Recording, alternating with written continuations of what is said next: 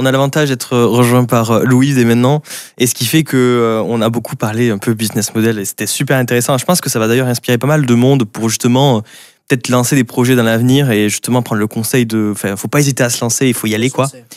Et on va donc passer un peu au côté un peu plus technique. Louis, est-ce que tu veux te présenter rapidement? Ouais, bah, du coup, donc, je m'appelle Louis Deschanel, ancien étudiant au Teria. Et du coup, je travaille en tant que pentester chez Patrol. Donc, on fait principalement du pentest web. Et du coup, moi, dans ma vie quotidienne, que ce soit donc, au travail pendant longtemps, donc, j'utilise Exegol au vu des avantages que ça apporte sur avoir tous les tools qui nous sont utiles au quotidien. Et dans ma vie de CTF player ou voilà, quand je fais du RouteMe, du Hack the Box, j'ai aussi l'occasion d'utiliser Exegol, donc quelque chose que j'ai pas mal utilisé dans ma vie. Ok. Trop bien. Est-ce que tu as une première question ou pas? Moi, j'arrive comme ça. Je sais pas où on en est. Ouais, t'as le droit. Alors, je pense que moi, de mon côté, vraiment, j'ai utilisé Exegol 2 fois facilement. C'était pour l'occasion d'un CTF. Ce qui fait que j'y ai pas forcément mis le temps j'ai pas forcément mis l'investissement nécessaire pour vraiment avoir l'outil. Donc, ce qui fait que si on devait un peu me vendre le truc et c'est que moi, je me dise, vas-y, je vais y faire. Mais en fait, pourquoi avoir fait l'outil? C'est quoi l'intérêt d'avoir fait l'outil derrière? Alors déjà, par pure curiosité, c'est quoi ton job au quotidien? Moi, je suis la responsable technique. Donc, je fais admin 6, quoi. Donc, ça s'adresse moins, du coup. Ouais, ça s'adresse pas moins à des profils comme le tien. Ok, alors, t'es prêt pour le discours de vente? Ah, mais j'adore. Et les étudiants sont aussi là pour ça, pour comprendre pourquoi il faudrait qu'ils utilisent l'outil, quoi. Je vais te faire déjà, je vais répondre déjà à ta question qui était pourquoi l'avoir créé. Ouais. Quel intérêt? Je te raconte l'histoire vite fait, mais elle est assez. Yes, carrément. Un jour, j'étais en mission chez un client, Pentest. J'installe un tool.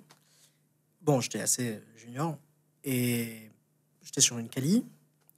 J'étais en VM ou en bare metal, je sais plus.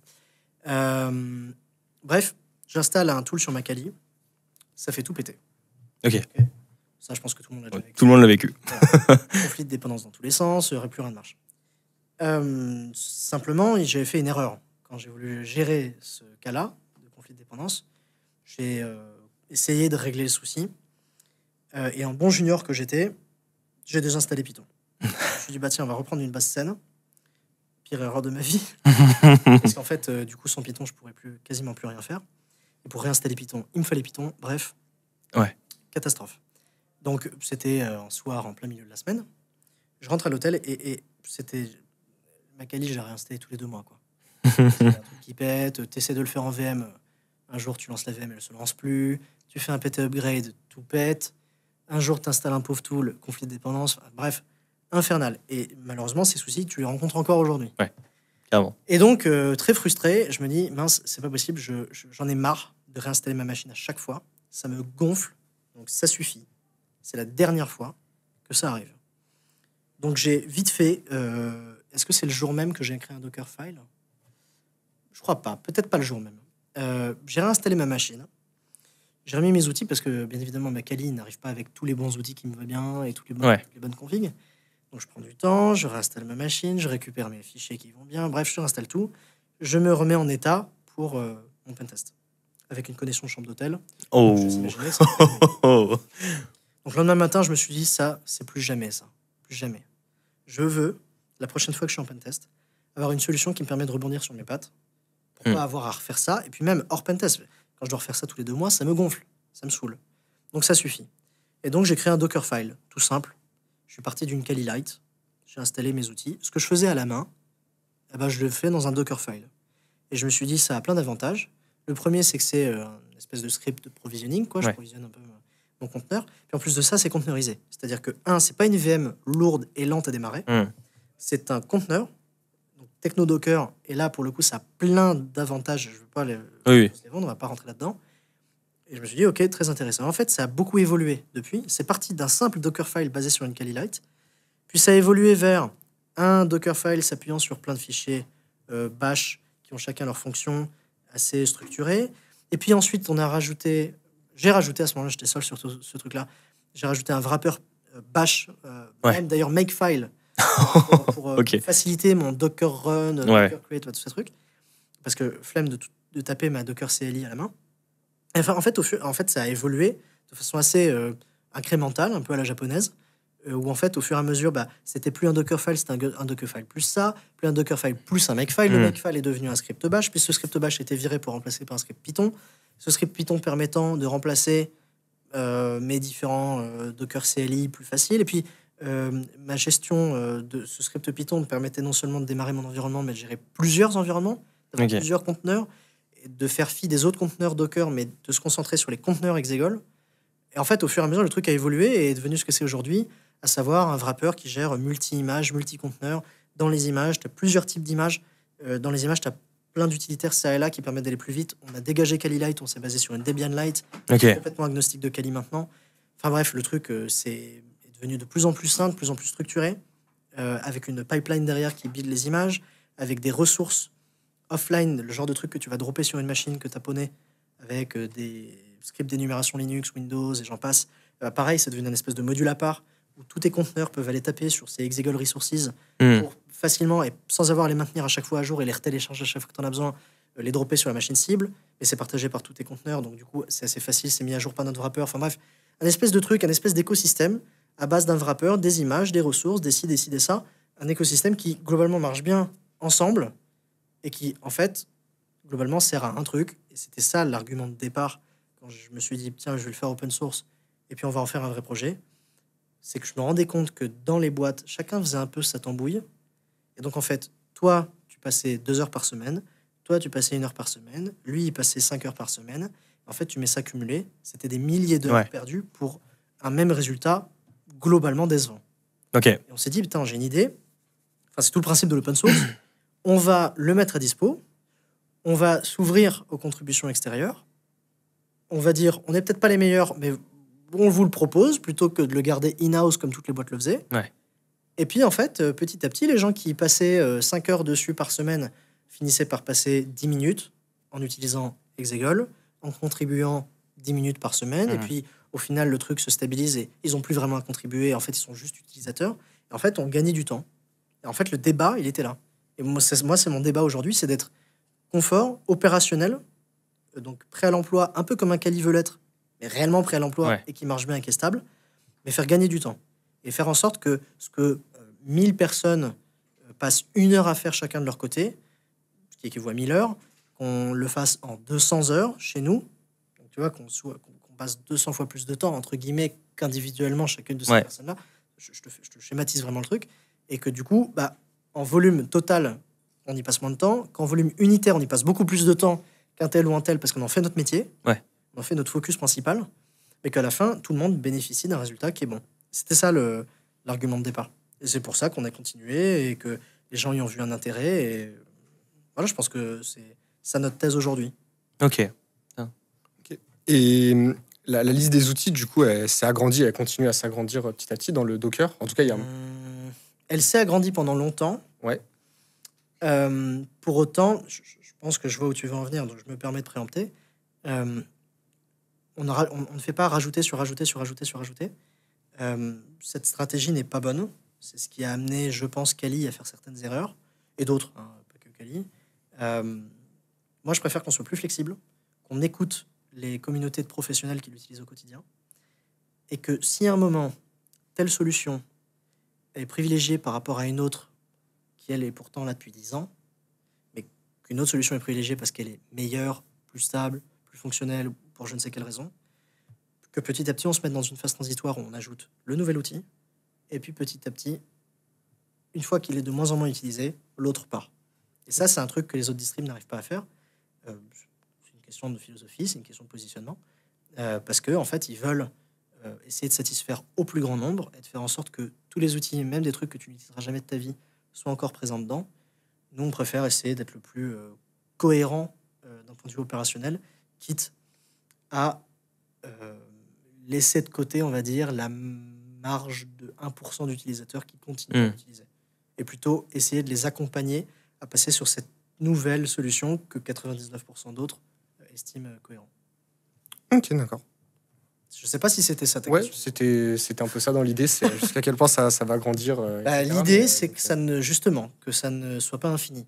Parce que sinon, on va atteindre des limites similaire à d'autres outils. On va se retrouver à avoir un truc qui est trop lourd, etc.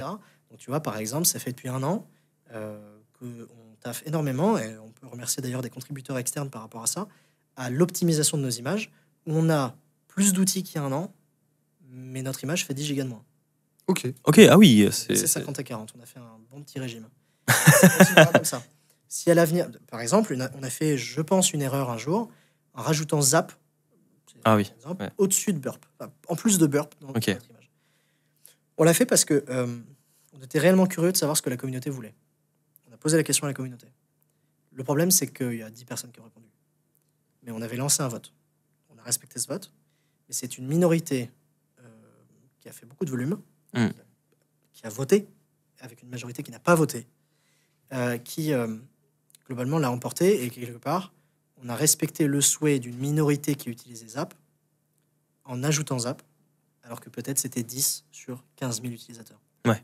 Mais c'est pas grave, on apprend de nos erreurs. Pour moi, ça, c'était une erreur.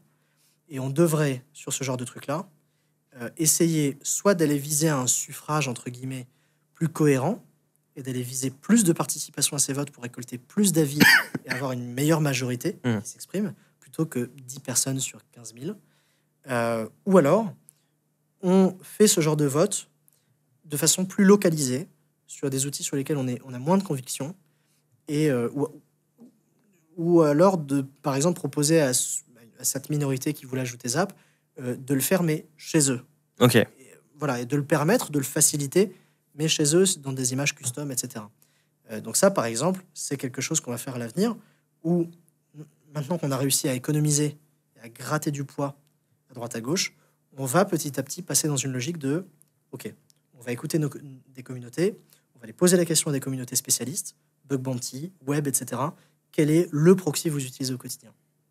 Burp, ok, très bien. Zap, non, d'accord. Et Kaido, ouais, ça semble être une bonne piste. Ok, et ben, ce qu'on va faire, c'est qu'on va mettre Kaido, qui est très léger, en plus de Burp. Zap, on va l'enlever. Et puis petit à petit, si on se rend compte que 90% des gens migrent de Burp à Kaido, peut-être qu'on se concentrera plus sur l'intégration de Kaido au sein de notre solution que celle de Burp. Burp, on la laissera le temps d'eux. Et puis au bout d'un moment, si c'est utilisé par une minorité, bah, ça sortira. Mm. C'est plus ça, je pense, la mentalité. Ok, super intéressant. T'as une question ou pas? Ouais, c'était sur. Du coup, aujourd'hui, quand je me crée un nouveau conteneur Exegol, j'ai le choix entre plusieurs conteneurs différents. Il va y avoir le conteneur web, le conteneur AD, etc. Moi, j'utilise toujours le full par habitude en me disant j'aurai toujours besoin potentiellement de tools qui sont dedans. Donc, je sais pas encore que j'ai besoin de l'utilité, mais à un moment, ça viendra. Est-ce qu'il y a vraiment des gens qui font le choix d'utiliser spécifiquement Oui. Ok, donc. En fait, donc, Voilà. je me permets de reprendre légèrement la question. Ce que tu décris sont des images. Une fois que cette image elle est téléchargée, tu la déploies en un ou plusieurs conteneurs. Effectivement, on met à disposition 6 images. AD, Light, Web, OSINT, Full et Nightly. Alors, 2 mains différentes. La Nightly, c'est l'image qui est vraiment le plus régulièrement mise à jour et qui ne suit pas de versionning ou de stratégie de versionning. C'est-à-dire qu'il y a des nouvelles Nightly quand il y a des nouvelles Nightly. Voilà. Les autres suivent un versionning. 1.1.0, 1.1.1, 1.1.2, etc. etc. Pourquoi on fait ça? On essaie de viser une release mensuelle sur ces trucs-là, à peu près. Parce que ça nous permet, si quelqu'un souhaite sur une de ces images de revenir à un état, il veut la version 2.1.0 parce qu'un audit précédent a été réalisé par un auditeur sur la version 2.1.0, il doit réaliser un retest exactement dans les mêmes conditions, etc. Mm. Quelle que soit la raison qui pousse la personne à viser ce versionning, on a au moins du versionning. Et ça permet aussi de suivre l'état d'avancement, ta mise à jour. Tu sais que tu es en 3.1.7, tu as une 4.1.0 qui vient de sortir, tu te dis, ça s'agirait que je me mette à jour. Voilà, ça aide un peu à ça. Donc, je sépare les deux. Donc, Nightly est l'équivalent de la full, mais en plus régulièrement mise à jour. C'est notre image plutôt de développement. Ouais. La full contient tout ce que les autres contiennent, à date. AD pour l'Active Directory, Web pour le Web, OSINT pour l'OSINT, et Light, c'est une espèce de choix des outils un peu les plus répandus dans une image la plus légère possible. Pour être tout à fait franc, l'image Light aujourd'hui, moi je suis pas un grand fan de cette image. Il faudrait, et d'ailleurs je suis pas un fan non plus de la full, puisqu'elle devient assez lourde, avec parfois des gens qui n'utilisent pas du tout certaines catégories d'outils. Mm. Néanmoins, tu as raison, tu utilises la full ou la nightly parce que tu te dis, il y a tout dedans, et on sait jamais, j'en aurais peut-être besoin. Donc pour moi, il faut continuer de la faire, cette image, mais peut-être que ça vaudrait le coup de créer d'autres images qui sont plus orientées cas d'usage. Alors, un peu comme l'OSINT l'est, mais plus, tu vois, par exemple, je sais pas moi, Pentest, Red Team, Incident Response, je sais pas, ou Mobile, Crypto, j'en passe. Auquel cas, la Light aurait moins de sens, parce que c'est un peu des outils les plus répandus de chaque catégorie, ça n'a pas trop de sens. Et on se concentrerait sur, ok, quel est ton quotidien, toi, en tant qu'utilisateur. Donc, il y a des gens qui se concentrent sur certaines versions, sur certaines typologies d'images. Je prends l'OSINT en exemple. Quelqu'un qui ne fait que de l'OSINT, et ça arrive, hein, des gens qui font de l'enquête, etc., et qui ne touchent pas du tout à du pentest, n'a aucun intérêt à aller chercher la full. Tous les outils d'OSINT seront dans l'image OSINT. Quelqu'un qui ne fait que du bug bounty, de l'OSINT, ce genre de choses, ne touche jamais à un Active Directory, peut télécharger le web, il n'y a pas de raison, il n'y a pas de sujet. L'AD, pareil. Mais si tu es un pentester un petit peu couteau suisse ou que tu fais un petit peu de tout, ah bah, tu prends la full et tu t'embêtes pas. Donc cette logique, et d'ailleurs c'est ce que font la plupart des utilisateurs, ils se disent je prends le tout, je m'embête pas, je télécharge 30 gigas, presser sur ma machine ça fait 40, ce qui est globalement un peu inférieur à la taille d'une VM. Oui. Et puis ensuite je peux le déployer en 15 conteneurs, ce qui sera infiniment plus léger que 15 VM. Pour le coup, si tu fais 15 conteneurs, ça n'ajoute quasiment rien en stockage. Oui. Ça fait pas 15 fois 40 gigas, à l'inverse des VM. Donc tu as raison de continuer avec la full, je dirais même, va même prendre la nightly, puisqu'elle est plus régulièrement mise à jour. Pour moi, ce versionning sert, à mon sens, pour des entreprises ou des testeurs qui ont besoin dans un rapport de transparence et de dire voilà, pour info, voilà les conditions de test. Nous étions dans la version XXX de telle image, ce qui permet au client, s'il veut rejouer, etc., de se mettre exactement dans les mêmes conditions de test. Et quelque part, il télécharge l'image, il voit ton impression d'écran dans ton rapport, il est capable de refaire le test. Ok, d'accord. Et tu as pas mal parlé du coup de l'image OSINT. Et j'avoue que de mon point de vue, c'est un peu surprenant parce que, on va dire, les images AD, web, etc., on est vraiment sur des métiers classiques, techniques, entre guillemets, même si l'OSINT, ça peut être technique, etc. Mais dans ma tête, les gens qui font de l'OSINT, j'ai du mal à les voir utiliser Exegol de base. Comment ça s'est fait un peu Tu as raison. Je le voyais pas comme ça au début. Je voyais pas qu'il y avait un axe là-dedans. Mais dans nos activités, je me suis dit, bon, on a des outils OSINT dans certaines missions, Red Team, OSINT, ça peut arriver qu'on utilise des outils spécifiquement là-dessus. Et en fait, c'est venu assez naturellement. Je me suis rendu compte qu'il y avait un marché, entre guillemets, dans la mesure où il y a des outils qui sont un petit peu sortis de terre. Je te prends par exemple, je sais pas, Maltego, puis Epios, puis OSINT Industries, qui ont apporté une solution commerciale dans un marché d'OSINT. Et en fait, je me suis rendu compte que des outils qui étaient précédemment en ligne de commande, etc., on finit par rentrer dans certains frameworks qui incluent pas tout, mais qui incluent une bonne partie pour de la recherche d'email, le numéro de téléphone ou de pseudo, et qu'en fait, ça avait son public parce qu'on a en face de nous des utilisateurs qui n'ont pas forcément envie de mettre les mains dans le cambouis. Mais il y en a. En fait, je me suis rendu compte notamment en regardant comment TraceLabs fonctionne. Je ne sais pas si ça parle. TraceLabs, c'est une organisation non lucrative canadienne qui, en gros, a pour objectif de faciliter le regroupement, la réunification, retrouver des personnes disparues de famille. Ok. Et en fait, donc on a monté un partenariat avec TraceLabs là, il y a quelques semaines. Pourquoi ? Parce qu'eux, ils ont une VM d'OSINT avec ces outils en command line qu'on connaît, basés sur Kali. Et en fait, c'était une plaie pour eux à maintenir. Et ils vont plus la maintenir. Et en fait, on va s'occuper de cet environnement. Et en fait, ils en ont plein, des gens qui utilisent ces environnements. Parce qu'en fait, quand toi, tu es en enquêteur OSINT, qu'est-ce que tu as à disposition ? Tu as des outils, certains en GUI, certains en CLI, donc en ligne de commande ou version graphique. En fait, tu utilises les deux. Toi, tu as besoin de renseignements, tu as besoin d'Intel, tu vas aller chercher là où ils sont. Donc en fait, il y en a des gens qui utilisent en CLI. Et moi, je pensais pas, mais si, il y en a pas mal. Ok. Et donc, là où je pense que ça peut être intéressant, c'est de trouver le moyen de mettre à disposition de ces personnes, de la façon la plus facile possible qui soit, un environnement dans lequel ils puissent utiliser ces outils. Nous, c'est pas notre boulot de leur apprendre à utiliser ces outils-là. Dans des communautés comme TraceLabs, on a fait un partenariat aussi avec OSINT-FR qui a cet objectif d'améliorer notre image OSINT. Je pense qu'on peut vraiment permettre de compléter ces frameworks et ces outils graphiques et managés qui existent aujourd'hui, en proposant du coup un espèce de boîte à outils dans lequel tu vas te retrouver tout le reste, des trucs un peu CLI, que si tu es un bon enquêteur, tu vas finir par devoir utiliser à un moment, si tu veux avoir le plus de résultats possible en fait. Ok. Donc, il y en a plus que ce qu'on pense. Je pensais pas, mais je me trompais. Ok, d'accord. Et j'ai une autre question, mais un peu moins en rapport avec la technique ou Confluent Exegol. C'est plus sur. Je reprends mon cas personnel, c'est-à-dire que quand j'ai découvert Exegol, ça a été un peu une révélation en me disant, mais en fait, c'est génial, je vais plus m'embêter à installer les outils sur ma machine ou à prendre une VM, donc j'installe Exegol. Et est-ce que c'est quelque chose qui a vraiment touché beaucoup de gens? Je sais pas si on peut parler de part de marché ou quoi, ou si tu as des chiffres. Effectivement, part de marché serait pas le bon terme. Dans un sens, on pourrait, mais je l'ai pas la stat. Ok. C'est-à-dire que dans un sens, on pourrait imaginer que tu mets dans une pièce tous les utilisateurs de Distrib. Tu mets les Kali, Parrot, Blackart, Commando VM, etc. Et Exegol. Bon, le fait est que on n'est pas une Distrib. C'est un peu un truc bâtard, parce que nous, on vient se mettre par-dessus ta Distrib plutôt que à la place. Alors que ou alors en VM. Là, pour le coup, nous, c'est du Docker, donc que tu sois sur Windows, Mac ou Linux, ça va marcher, y a pas de souci.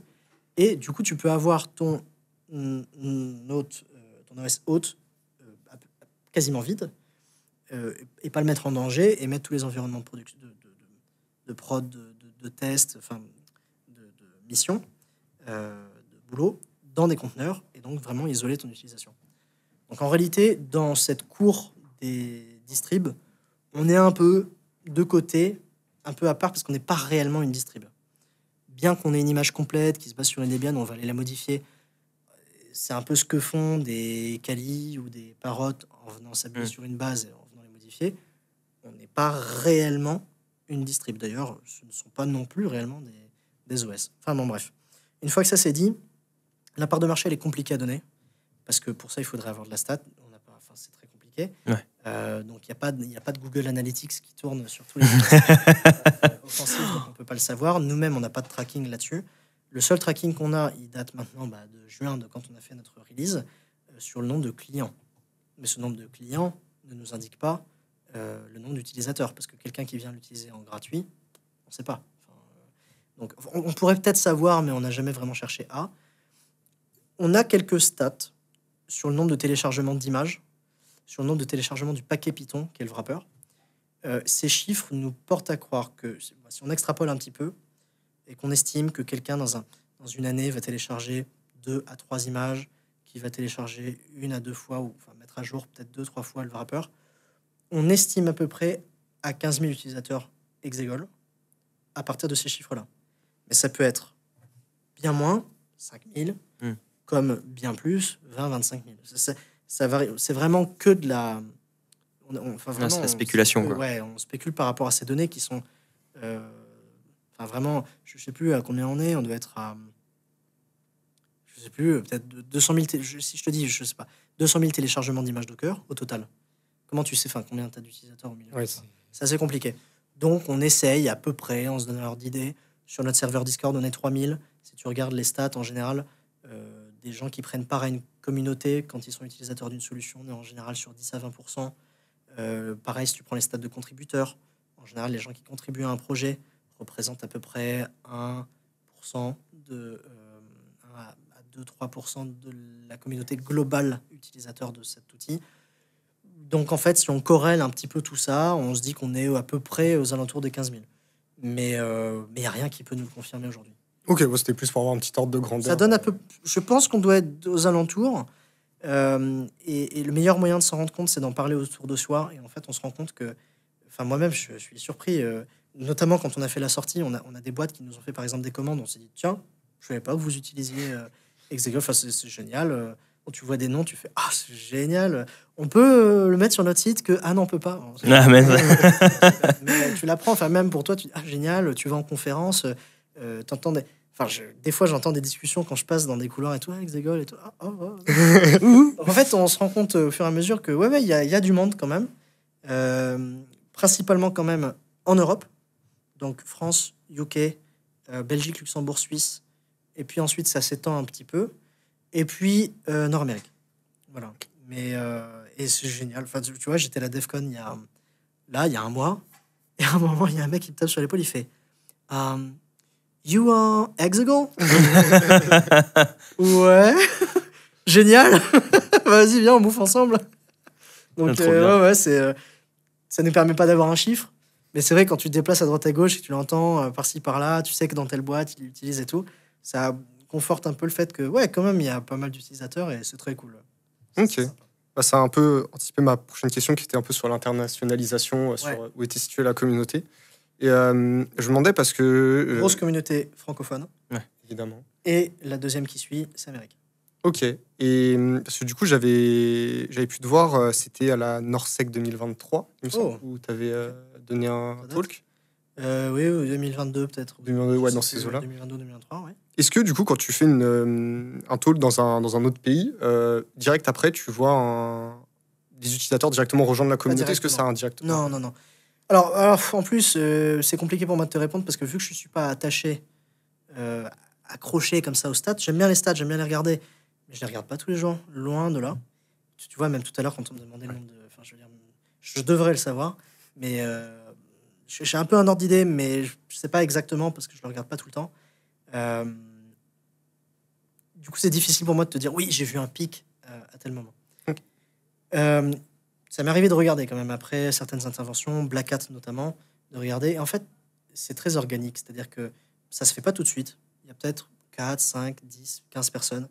En fait, petit à petit, c'est 10, 15, il y en a 5 qui vont l'essayer, qui vont aller convaincre derrière leurs collègues. En fait, le truc se fait de façon assez organique. La fois, par contre, où il y a les fois, il y a eu des vrais pics, c'est dans des confs ou dans des tweets, en fait. Parce que sur mes réseaux sociaux, j'ai pas mal de gens qui me suivent, enfin pas mal, toute raison gardée. Sur Twitter, ça doit être de l'ordre de 13 000, 15 000, un truc comme ça. Ce qui est énorme pour... Enfin, je veux dire, moi, quand j'ai commencé ce secteur-là, je voyais 15 000. Puis tu mets 15 000 personnes dans une pièce, c'est quand même monstrueux. Et sur LinkedIn, oui, ça doit être moins, mais ça doit avoisiner ça. Quand tu fais une publication sur ces trucs-là, ça touche du monde quand même. Et généralement, quand on a fait des publications qui avaient du sens, vraiment, il y avait une vraie substance du style, ok, on a fait ça, truc de dingue. Là, il y avait un pic. Il y avait un truc où tu te dis, ça m'est arrivé des fois d'avoir 300, 500 likes, 1000 likes sur un post et de voir une retranscription en fait directe de ça dans mes projets. Alors, pas Exegol, enfin moins, parce que j'étais moins attaché à ces stats, mais je le voyais plus sur Hacker Recipes. Ouais. Okay. Et là, pour le coup, Hacker Recipes, on a plus de stats parce que c'est un site web. Oui, par essence. Les stats parlent plus. Et donc, tu vois vraiment la part d'utilisateurs, tu vois l'évolution dans le temps, le nombre d'utilisateurs uniques, le nombre de visites. Et là, tu vois qu'il y a une corrélation entre une publication sur Hacker Recipes et le nombre de stats. Ok, très bien. Je sais pas si on a encore du temps. On va commencer à reach le temps limite. C'est pour ça que je vais mettre une petite dernière question. C'est une question que, en fait, d'une certaine façon, on la pose un peu à chaque fin d'émission parce que on converge à chaque fois un peu sur le futur et une sorte de futur qui nous arrive de façon très proéminente, c'est la place de l'IA. Ah ouais. Est-ce que c'est quelque chose qui est envisageable, une idée qui aurait pu être passée sur la place de l'IA dans les outils que à l'avenir pour être intégré dans Exegol? Est-ce qu'il y a vraiment une piste de réflexion, peut-être même déjà des outils qui feraient appel à l'IA? Évidemment que oui. Déjà, ma réponse, elle est simple. Ok. Avant de te répondre sur Exegol, je vais te répondre sur Hacker Recipes. Ouais. Hacker Recipes, aujourd'hui, est un projet sur lequel, si je devais passer le plus clair de mon temps, je perdrais mon temps. J'investirais beaucoup trop de temps. J'ai investi énormément de temps dans Hacker Recipes par le passé. Et aujourd'hui, j'estime que c'est un projet qui peut plus facilement survivre de par les contributions externes et que ça doit rester un projet communautaire qui se porte. La communauté porte ce projet, voilà. Et que moi, j'ai pas besoin forcément de venir mettre de l'alimenter en perf comme ça tous les jours. Néanmoins, je dois y passer du temps pour faire de la review de PR. Quand on était sur Gitbook précédemment, on a dû passer sur un autre framework pour plein de raisons. Ouais. Donc ça prend du temps quand même. Tu vois, sur un projet comme ça, l'IA peut nous faire gagner du temps. Okay. Et moi, mon quotidien, si c'est pas essayer d'optimiser ou gagner du temps, je sais pas ce que c'est. Je passe je vais te montrer mon planning de la semaine si tu veux, c'est un truc de débile. Donc plus je gagne du temps, mieux je me porte. Ok. Pour autant, j'aimerais quand même faire des reviews de PR. J'en fais pas assez. Il y a des contributions qui sont en attente là sur Accuracy Piece. J'aimerais les regarder, mais j'ai pas le temps.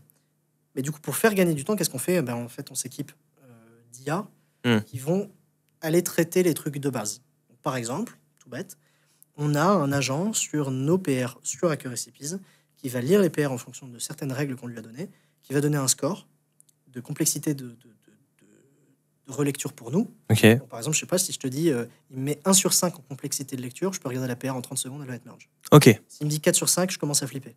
Et je me dis là, la PR, elle est monstrueuse. Et si l'IA a estimé qu'il y a une note de 4 sur 5 de difficulté, il va falloir passer du temps, je vais pas le faire tout de suite. Ok. Et donc, ça nous aide en fait. C'est des éléments de lecture qui nous permettent de prioriser. Par exemple, il va aussi donner des conseils. Il va dire ok, moi j'ai une règle visiblement dans dans la review de PR, ça va être je sais pas, le ton. Je vais te dire, dans Accuracy Piece, le ton des articles doit à peu près toujours être le même pour avoir une vraie homogénéité entre les articles. Une vraie structure, etc. Essayer de suivre une espèce de template. Et bah, par exemple, cette IA, elle va pouvoir te répondre dans ta PR et te dire attention, ce truc ne suit pas la structure habituelle. Ok. Et ça, les IA sont super bons là-dedans pour suivre ce genre de règles-là et d'aller corréler toutes ces informations dans une base commune. De dire par exemple, ah attention, tu as oublié telle info. Ou alors, ah, attention, là il y a des fautes. Ok. Ou alors, le ton que tu as employé est trop informel. Ou bref. Et sur ça, ça nous fait gagner un temps fou. Donc évidemment, ça c'est un premier cadre d'utilisation. C'est dans la construction du projet, pas dans les features du projet. Ouais. Ce n'est pas une feature du projet Accuracy Piece. Il y a d'autres projets, je prends Actrix par exemple, qui utilisent de l'IA en tant que feature. Ok. Par exemple, dans de la recherche. Ou alors ils ont une espèce de chat où tu vas lui poser une question, il va te répondre en fonction des... en faisant un Big Mac de sur trucs. sur la doc d'Actrix. Aujourd'hui, c'est pas dans le projet. Ok. Ça pourrait l'être, mais on devrait passer trop de temps à le faire. Ok. Et donc on se dit, je préfère me concentrer sur l'apport de connaissances qualitatives, structurées, reviewées, etc. On verra plus tard pour ajouter des trucs. Aujourd'hui, le projet, on a essayé à faire de la donation, de la publicité, tout ce que tu veux. Le projet ne génère pas assez de revenus pour justifier d'y passer trop de temps. J'aimerais bien, mais ma logique me dit, si je fais ça, je me crame. Ok. Donc ça n'est pas possible. Si par contre, dans des contributions, etc., il y a des contributeurs qui disent, tiens, j'ai ajouté un truc à tel endroit, génial. Enfin, let's go, évidemment. Maintenant, revenons à Exegol.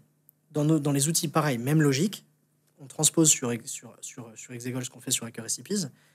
Dans les outils qu'on va utiliser au quotidien pour maintenir, développer tout ce que tu veux Exegol, bien évidemment qu'on intègre de l'IA. Parce qu'à un moment, quand tu vas devoir faire une tâche répétitive sur 500 fichiers, oui, tu le fais faire un agent, évidemment. Tu vas le passer en review, mais quand tu vas devoir le faire, je te laisse le choix entre le faire toi en 15 heures, recruter quelqu'un, tu vas payer, je sais pas, quelqu'un 200 balles pour 15 heures, j'ai une bêtise, ou une IA, 20 balles par mois, et il le fait en 15 minutes. Le calcul est vite fait. Le calcul est plutôt vite fait. Dans les tâches compliquées, c'est là où il faut pas trop tomber dans l'abus et aller chercher dans les tâches vraiment complexes, vraiment logiques. Les IA sont assez... Voilà, elles restent perfectibles et si on bosse avec, on s'en sort bien, mais si on les met à la place complètement, on va pas s'en sortir. Donc dans nos outils, on les utilise. Maintenant, dans les features, pour moi, il y a un truc à faire. Ok. Aujourd'hui, tu présentais Exegol comme ça tout à l'heure dans une espèce de solution tout en un. Alors, je n'appellerais peut-être pas ça solution tout en un non plus. Elle se veut complémentaire à plein d'autres choses. Pour autant, est-ce que c'est incohérent de penser que lors de ton test d'intrusion, si tu fais une faute dans ta ligne de commande, il y a peut-être un agent qui dit « Ah, attention, c'était peut-être gouré à cet endroit-là. » Ok. Ça peut être bien. C'est tout simple. Hein. Ouais. Ça peut se faire. Je sais pas, te dire « Ok, tu veux avoir une espèce de coach. » C'est-à-dire, il fait une review de ton output et il te dit « Tiens, juste pour info, avec l'output que je vois là, ce serait peut-être pas mal d'opter pour telle technique. » Il semblerait que... Tiens, d'ailleurs, si je corrèle avec Accuracy Piece, il semblerait que tu devrais aller regarder ça. Ça, je pense que ça peut faire sens. Pour moi, on rentre petit à petit, on le voit avec les outils qui se développent, vers une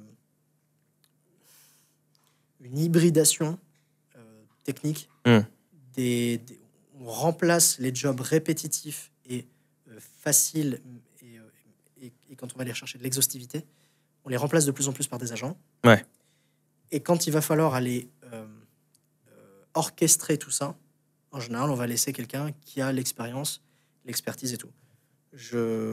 J'entrevois bien un futur où effectivement on a quelques outils un peu à la façon de Cursor ou Lovable qui nous permettent de développer plus facilement avec des IA intégrées. J'entrevois un avenir dans lequel on a quelques fonctionnalités IA qui ne viennent pas remplacer le pentester, mais qui viennent lui permettre d'être beaucoup plus efficace, gagner beaucoup du plus temps, rapide, de louper moins d'infos, de dire tiens, d'ailleurs, là, il y a un espèce de caractère que tu n'as peut-être pas vu parce qu'il est en fait caractère invisible, qui indiquerait peut-être que c'est vulnérable à tel type d'injection. Ouais. Ah, bien vu. Donc ça, je le vois bien. Ouais. Trop bien. Bon, allez, le petit mot de la fin, est-ce que tu as quelque chose à dire pour nos étudiants? Un petit message. Bonne question. Pour reprendre ce qui a été dit tout à l'heure, il y en a qui vont avoir des idées d'entrepreneuriat, de création de projets, etc. Pour moi, il faut y aller, pour ceux qui ont ce genre d'idées. Par contre, je rejoins totalement ce qui a été dit sur le fait d'aller engranger un peu d'expérience, de légitimité, d'aller découvrir des trucs. Et ça, pour moi, ça se résume en... J'ai une philosophie assez simple dans beaucoup de choses, c'était oui. Yes. Ok. J'en parlais tout à l'heure, on a fait une intervention ensemble sur comment trouver sa place dans l'infosec. Ouais. Pour moi, je le résume au film Yes Man. Ok. T'as une idée, fais-le. Il y a quelqu'un qui te parle, réponds-lui. Regarde, intègre, et, tu vois, explore. Ça m'a ouvert tellement de portes de répondre oui, quitte d'ailleurs à rien faire plus tard. En fait, tu rencontres des gens, tu envisages des projets, tu envisages des pistes, ça t'ouvre un peu des espèces de quêtes secondaires dans ta vie, ça remet peut-être en question aussi cette espèce de quête principale que tu avais prévue et là où tu devais y aller.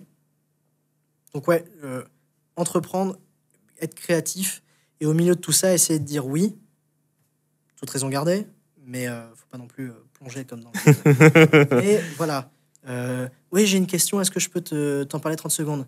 Non, excuse-moi, j'ai pas le temps. Non, ça, hop, oui, vas-y. Et puis si ça prend trop de temps, ça prend trop de temps. Et puis on coupe, on limite. Excuse-moi, j'ai 5 minutes, mais je peux pas plus. Mais si ça se trouve, et j'en ai eu plein, des exemples, il faut faire les choses, aller explorer, répondre aux gens, rencontrer. Je trouve qu'on le fait pas assez dans notre domaine. On a un domaine qui est assez fermé, assez